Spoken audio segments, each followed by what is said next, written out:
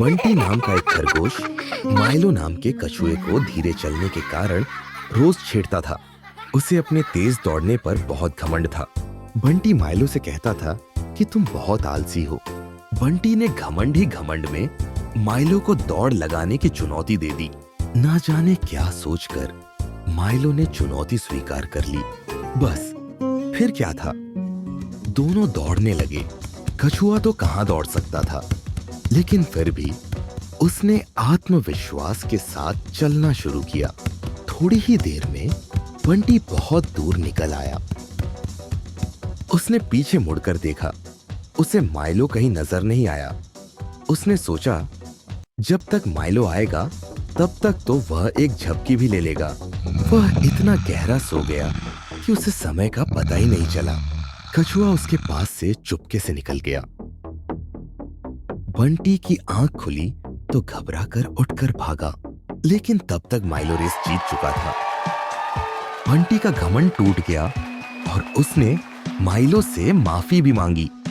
एक बार की बात है, जंगल के घने पेड़ों के बीच एक भूखा सियार खाने की तलाश में इधर उधर भटक रहा था। उसका दुबला पतला शरीर और थकी हुई चाल साफ बता रहे थे कि वह कई दिनों से भूखा था। सूरज ढलने को था और तेज हवा जंगल के पत्तों और शाखाओं को हिला रही थी। इस तेज हवा में अचानक सियार के कानों ने एक अजीब सी आवाज सुनी जो पूरे जंगल में गूंज रही थी।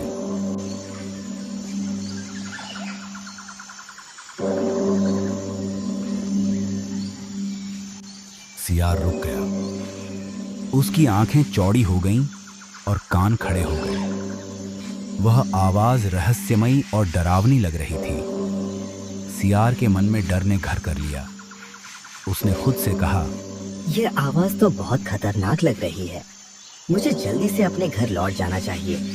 अगर मैं और देर करूं तो शायद कोई मुसीबत आ जाए। क्या पता पेड़ों के पीछे कोई जानवर छिपा हो जो मुझ पर हमला कर दे। सियार पीछे मुड़कर भागने ही वाला था कि अचानक उसके मन में एक और विचार आया। उसने सोचा, मैं ऐसी चीज से क्यों भाग रहा हूँ जिसे मैंने देखा भी नहीं है। क्या यह डरना सही है? मुझे ये पता लगाना चाहिए कि आखिर ये आवाज कहाँ से आ रही है। सियार ने अपने डर पर काबू पाने की ठानी। उसने गहरी सांस ली और धीरे धीरे बहुत सावधानी से उस दिशा में बढ़ने लगा जहां से आवाज आ रही थी। उसके कदम धीमे लेकिन स्थिर थे। हर कदम पर उसके कान आवाज की दिशा को सुनने और समझने की कोशिश कर रहे थे।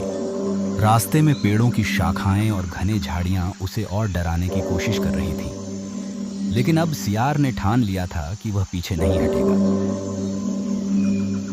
थोड़ी देर बाद वह उस जगह पहुंचा जहां से आवाज आ रही थी। उसने देखा कि एक पेड़ की एक शाखा हवा के तेज झोंकों के कारण बार बार हिल रही थी और पास में पड़े एक छोटे से ढोल को छू रही थी।